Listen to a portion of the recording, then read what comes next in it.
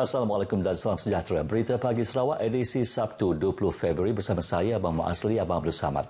Sarawak akan membenarkan kemasukan pekerja asing ke negeri ini bermula bulan depan. Timbalan Ketua Menteri Datuk Ahmad Douglas Ogah Embas yang juga pengerusi Jawatan Kuasa Pengurusan Bencana Negeri berkata, keputusan membenarkan kemasukan pekerja asing secara tidak langsung mampu mengurangkan kes kemasukan pendatang asing tanpa izin parti ke Sarawak selain menampung permintaan tenaga kerja di pelbagai sektor.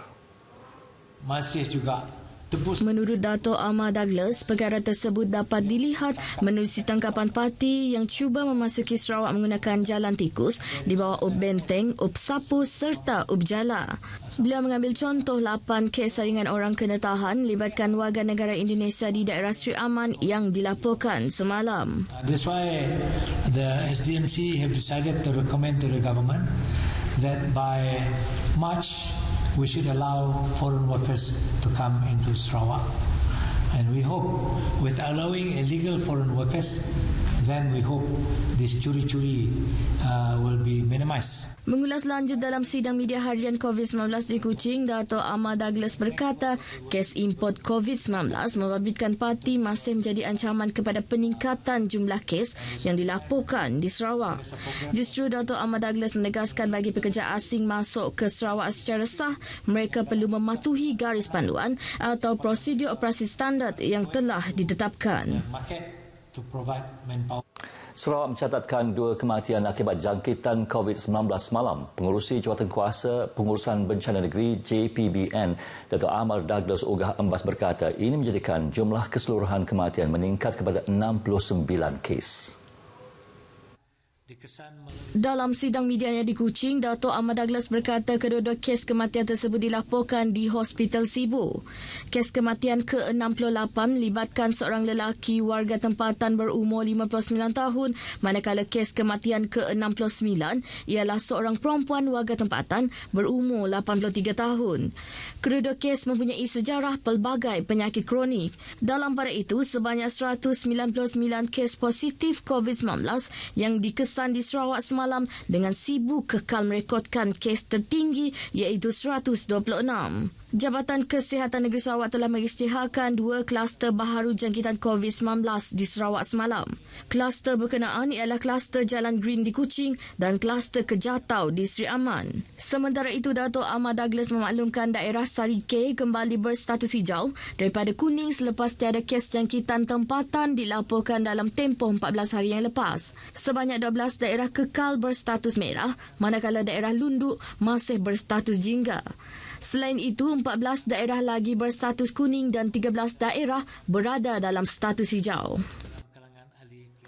Dalam perkembangan sama, kes jangkitan COVID-19 membabitkan penduduk rumah panjang di Sarawak semakin menunjukkan penurunan. Timbalan Ketua Menteri Datuk Ahmad Douglas Ogah Embas berkata, meskipun ia merupakan satu berita baik kepada penduduk rumah panjang, namun mereka harus terus berwaspada dengan ancaman pandemik itu. Beliau yang juga pengerusi Jawatan Kuasa Pengurusan Bencana Negeri menambah, penurunan kes berkenaan berjaya dicapai melalui pelaksanaan Perintah Sekatan Pergerakan yang dikuatkuasakan ke atas rumah-rumah panjang yang merekodkan kes positif. Jelasnya, sebanyak 248 buah rumah panjang di Sarawak telah dikenakan Perintah Sekatan Pergerakan setakat ini dengan 98 daripadanya masih dalam tempoh penguatkuasaan. Jumlah tertinggi direkodkan rumah panjang yang dikenakan Sekatan Pergerakan ialah di Sibu iaitu sebanyak 114. Lebih banyak kajian perlu dilakukan bagi mengenal pasti sama ada 2 varian COVID-19 yang dikesan di Sarawak mempunyai tahap jangkitan yang tinggi atau tidak. Pengarah Kesihatan Negeri Dr. Chin Zin Hing berkata, setakat ini penyelidik dari Universiti Malaysia Sarawak masih menjalankan kajian berkaitan 2 varian yang dikatakan berkemungkinan berasal dari Indonesia dan Eropah. Dr. Chin berkata tempoh lebih lama juga diperlukan untuk menyelesaikan kajian tersebut bagi mendapatkan maklumat yang tepat dan lengkap berhubung varian itu. So far, I think this is just part. They haven't done the full sort of study because for this you need to know, we have a lot of sample from different locations to know we hope what strain there are because the analysis will take time. Dr. Chin menyatakan demikian pada sidang media berkenaan COVID-19 di Kuching. Penemuan 2 varian berkenaan di Sarawak dimaklumkan oleh Kementerian Kesihatan pada 12 Februari lepas berdasarkan laporan yang diterima daripada pihak UNIMAS. Masyarakat di kawasan pedalaman khususnya di Rumah Panjang perlu menitik berat norma baharu di kawasan masing-masing dalam usaha mengekang penularan COVID-19. Presiden Sarawak Induk Dayak Sarawak SIDS, Datuk Insinyur Alice Jawan berkata amalan norma baharu serta kerjasama penghuni amat penting dalam memutuskan wabak itu. Kita mesti berhati kan, laban guna dia tu ketegal penyakit COVID tu berguna ke kita yang nak norma baru, gaya penghidup ke baru. Nyalai kita mesti setiap ikut kita mesti berhati kenya. Beliau merangkap Setiausaha Tetap Kementerian Utiliti Sarawak berkata demikian semasa siaran langsung dalam Facebook yang dihoskan oleh Pengerusi Majlis Perbandaran Sibu, Clarence Ting. Tambahnya, kerajaan negeri sentiasa prihatin dalam membantu rakyat mengurangkan beban ekoran pandemik COVID-19. Memanfaatkan pengalaman dalam menghasilkan pelbagai kraf, seorang anak jati Gedong menjadikan parang sebagai mata pencarian. Radwan Buji yang kini dikenali sebagai usahawan parang mula bergiat menghasilkan produk itu selepas bersara 7 tahun lepas dan menyertai kursus anjuran kraf tangan Sarawak untuk menambah ilmu dalam bidang yang diceburinya kini. Berusia 49 tahun, Radwan telah memperluaskan hasil kraf beliau dengan menjualnya menerusi dalam talian selain di media sosial. Hasil kraf Radwan semakin mendapat perhatian dan permintaan tinggi, tidak hanya di Sarawak, malah turut mendapat tumpahan memberangsangkan dari Semenanjung. Penempah kebelakangan ini dia sangat menggemari produk ataupun bilah yang ada nama dia sendiri, dan secara psikologi orang lebih sayang benda yang dia miliki sendiri daripada orang lain lah.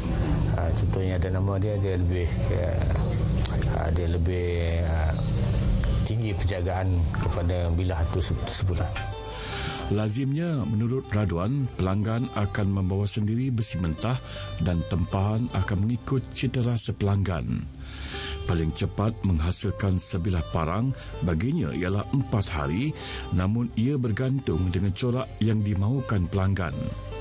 Daripada pengalaman, corak full tank adalah yang paling disukai pelanggannya. Radwan bersyukur kerana tempahan yang diterimanya setakat ini membolehkan beliau memperolehi pendapatan bulanan sehingga RM3,200 sebulan. Semasa temu bual bersama Radwan, Ahli Dewan Undangan Negeri Gedong, Datuk Muhammad Narudin Majais yang juga Menteri Muda, Pembangunan Usahawan dan Perusahaan Kecil dan Sederhana datang menjenguk di bengkel tersebut. Dan bantuan untuk industri tini memang ada di pasaran. Jadi kita ada macam agensi-agensi persekutuan seperti Tekun, SME Corp, SME Bank, MARA dan sebagainya. Jadi bagi kerajaan negeri melalui kementerian saya, kita mempunyai 4 bantuan yang boleh diberi kita kepada usahawan. Memang bukan saja boleh, memang telah diberi kita sejak tahun-tahun ini. Tuah ayam nampak di kaki, tuah manusia siapa yang tahu. Bantuan tersebut pasti mengundang keceriaan pada Radwan yang ingin mengembangkan perusahaannya sekaligus memperbesarkan bengkelnya. Membantu saya daripada untuk mendapatkan geran dan bahan ataupun peralatan untuk tukang lah. Jadi saya sangat rasa bersyukur dan terima kasih.